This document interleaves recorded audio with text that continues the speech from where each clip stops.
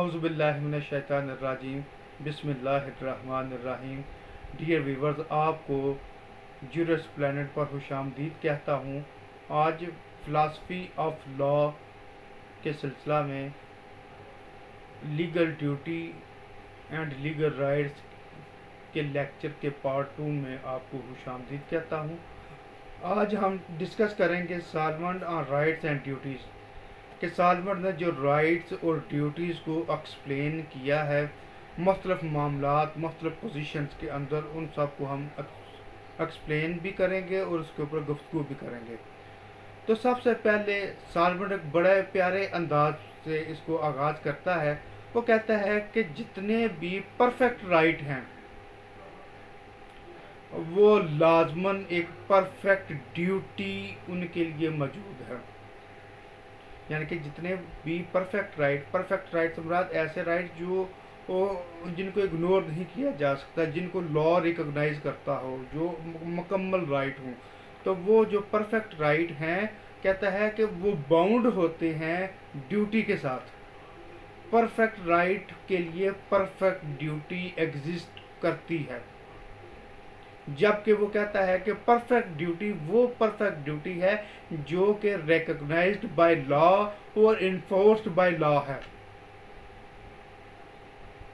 यानी कि perfect duty वो ड्यूटी है जो इन्फोर्सेबल बाय लॉ है, लॉ रिकॉग्नाइज भी करता हो और उसको इन्फोर्स भी करता हो, वो उसकी परफेक्ट ड्यूटी है। तो बड़े ही अच्छे अंदाज के साथ परफेक्ट ड्यूटी के लिए रिकॉग्नाइज्ड बाय लॉ और इन्फोर्स बाय लॉ होना ज़रूरी है, जबकि परफेक्ट राइट के लिए उसकी करस्पॉन्डिंग परफेक्ट ड्यूटी होना ज़रूरी है। तो वो इसी वजह से वो कहता है कि जो राइट्स हैं, जो ड्यूटीज़ हैं, वो टेक ली जा सकती हैं, उसको बंदा ले सकता है। राइट एक अच्छी ग्राउंड है डिफेंस के लिए। राइट एक अच्छा ग्राउंड है डिफेंस के लिए। डिफेंस से मुराद अगर किसी बंदे ने किसी के ऊपर अटैक किया तो जिसके ऊपर अटैक हुआ अब उसका राइट है कि वो अपने आप को सेव करे, वो अपनी लाइफ को बचाए, वो अपने आप को नुकसान से बचाए। तो यहाँ पर जो उसको राइट हासिल होगा वो क्या है, एक गुड डिफेंस है कि वो अपने आप को बचाने के लिए कुछ तहरक करे। वो अपने आप को बचाने के लिए अगर थोड़ा बहुत किसी को नुकसान पे पहुंचा दे तो उसको इग्नोर कर दिया जाएगा। क्यों कि उसके ऊपर असाल्ट लॉन्च किया गया, हमला किया गया और अब उसने उसका दिफा करना है। तो जबकि इसके अपोजिट साइड पे जो ड्यूटी है, ड्यूटी में ऐसे मामलात नहीं हैं। ड्यूटी के लिए एक अच्छा ग्राउंड या एक्शन का होना लाजम नहीं है, एक अच्छे डिफेंस का होना लाजम नहीं है। अगर ड्यूटी आपके ऊपर है तो जस्ट उसके ऊपर आपने परफॉर्म करना ही करना है। ये लीगल राइट में डिफेंस है और ड्यूटी में कोई ऑप्शन नहीं है। वो आपके लिए परफेक्ट राइट की, परफेक्ट ड्यूटी की हैसियत रखती है। अब यहाँ पर साल्मन ने 5 किस्म के राइट्स की बात की है।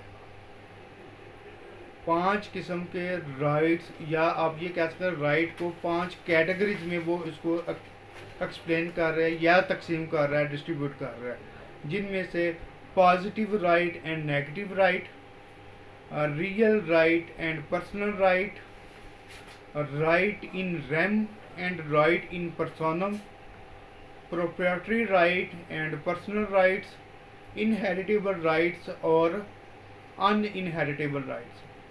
ये 5 डिविजन्स को वो एक्सप्लेन कर रहा है। और तो साल्मन के मुताबिक पॉजिटिव राइट्स वो राइट्स हैं जो कि इंटाइटल्स हैं, या उसकी वो ऐसे पॉजिटिव राइट्स हैं जिनको लॉ एक्सप्लेन करता है, उनको लॉ एक्सेप्ट करता है, उनको लॉ एडमिट करता है। वो बाउंड बाय ड्यूटीज़ हैं, उनके लिए ड्यूटीज़ मौजूद हैं। उसकी परफॉर्मेंस के लिए जो परफेक्ट राइट्स हैं वो हैं उसकी ओनरशिप के मामलात के लिए, या जो उसकी बेटरमेंट है, या उसकी जो पोजीशन है, या वो ऐसे मीडिएट राइट्स हैं, या वो एक ऐसे इंडिविजुअल राइट्स हैं जिसको कि दूसरे लोग उसको वायलेट नहीं कर सकते। ये सारे के सारे पॉजिटिव राइट्स आते हैं। जबकि नेगेटिव राइट्स में आ जाते हैं जिनमें इंटरफेरेंस कोई बंदा नहीं कर सकता। अगर इंटरफेरेंस ना हो तो वो एक लामतनाही हथियारात हासिल हो जाते हैं, जिस तरह पीछे इसकी स्टडी में आप पढ़ चुके हुए हैं। इसके अलावा ये ऐसे राइट्स हैं जो कि नेगेटिव राइट्स आते हैं, जिनको एक्सेप्ट किया जाता है, जिनमें कोई रिस्ट्रेनिंग नहीं है, जिनमें उनकी जो पोजीशन है वो यूनिवर्सल नेचर की, वो इसको कहते हैं। इंडिविजुअल राइट्स की इसके अंदर कोई बात नहीं है। ये नेगेटिव रिलेशंस की बात करते हैं।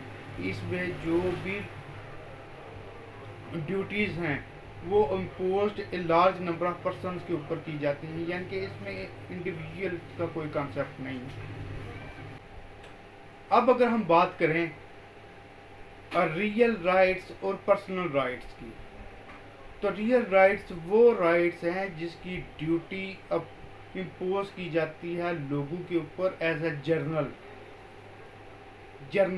यानी कि तमाम दुनिया के ऊपर उन राइट्स को एक्सपेंड कर दिया जाता है।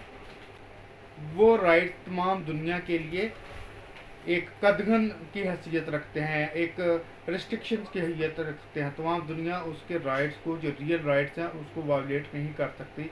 जबकि पर्सनल राइट्स में ऐसा नहीं है। पर्सनल राइट्स में जो उसकी ड्यूटीज़ है जो इंडिविजुअल्स के ऊपर है, इनफरादी हैसियत के ऊपर है। इसी तरीके से एक जो लीगल राइट है या एक जो रियल राइट है वो रेस्ट ऑफ द वर्ल्ड के ऊपर लागू होता है, अवेलेबल होता है तमाम दुनिया के लिए। जबकि जो पर्सनल राइट है वो इनफरादी इंडिविजुअल हैसियत के लिए वो काम रखता है। जबकि जो रियल राइट है वो इस वजह से भी इम्पोर्टेंट है कि उसमें कोई ऐसा मामला नहीं छोड़ा जाता जो कि किसी दूसरे लोगों के लिए इंफ्लुएंस का बायस बने। जबकि जो पर्सनल राइट्स हैं उसमें एक्सेप्शंस मौजूद होती हैं, उसमें exceptions always present for the personal right. अगर किसी एक शख्स को, लेट्स सपोज, अगर किसी एक केस में अगर किसी एक फर्द को कोई मामला उसके लिए लिख दिया जाता है तो उसमें प्रोविज़ो या एक्सेप्शन की सूरत में कुछ अफराद के लिए रायत भी दर्ज कर दी जाती है। तो वो जो नरमी है वो उसको फिर इंजॉय करते हैं, वो पर्सनल राइट्स की सूरत में वो उसको इंजॉय कर सकते हैं।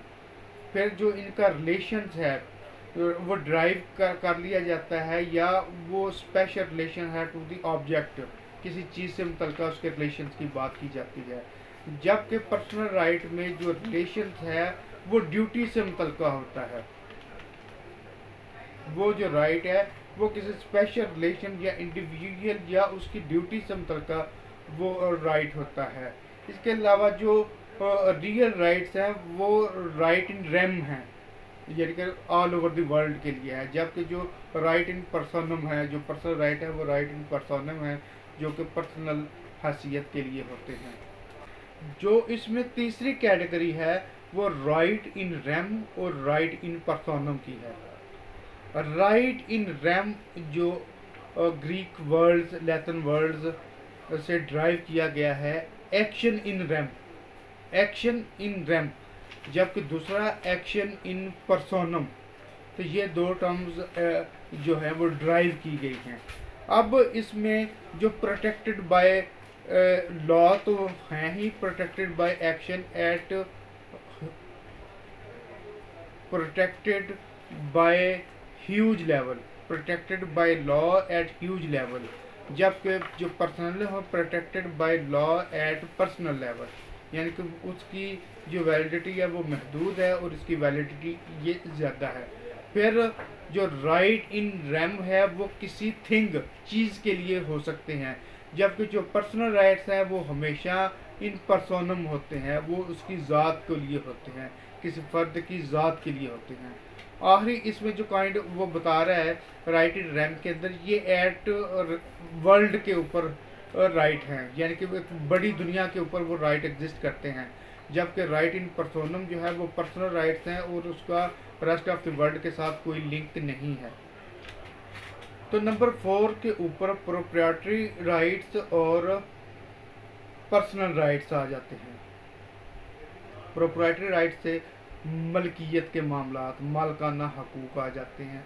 ऐसे तमाम राइट इसमें आ जाते हैं जो उसकी पर्सनल बिलोंगिंग में आते हैं, जो उसकी पोजेशन में आते हैं, जो उसकी ओनरशिप में आते हैं, वो सारे प्रॉपर्टी राइट्स में आ जाते हैं। जबकि मालकाना और उसके आगे जो पर्सनल राइट्स हैं, ये वो राइट्स हैं जो किसी मुआहदा वगैरह के ज़रिए, किसी दीगर मामला के ज़रिए माद वजूद में आते हैं। तो अगर इसमें से जो डिफरेंस है या कंपैरेटिवली अगर देखा जाए, तो जो प्रोप्राइटरी राइट्स हैं वो किसी भी शख्स के मालकाना हकूक़ की हैसियत रखते हैं, वो उसकी प्रॉपर्टी की मलकियत, इकनॉमिक और मॉनेटरी पोजीशन रखते हैं।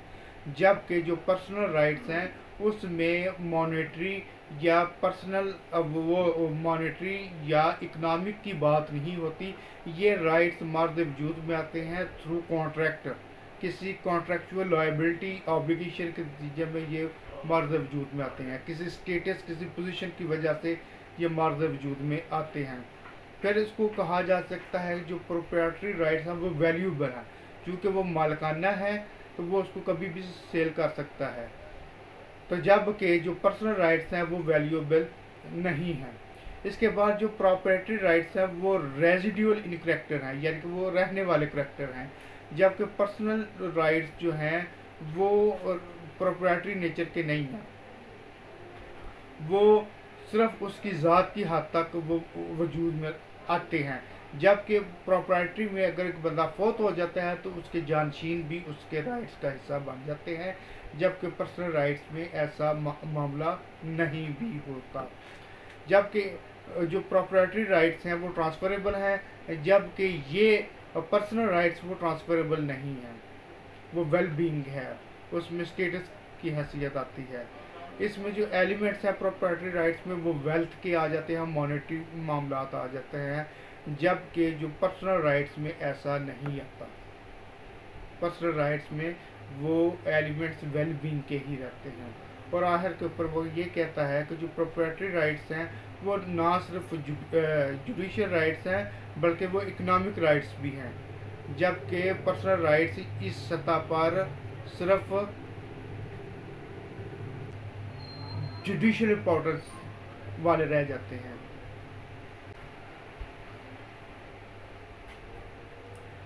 आखिरी जो इसकी किस्म है इनहेरिटेबल राइट्स और अन इनहेरिटेबल राइट्स। इनहेरिटेबल राइट्स वो हैं जो किसी भी फ़र्द के फौत हो जाने की सूरत में उसके वारसान को मुंतकिल हो जाते हैं, उसकी विरासत मुंतकिल हो जाती है, इसको इनहेरिटेबल राइट कहते हैं।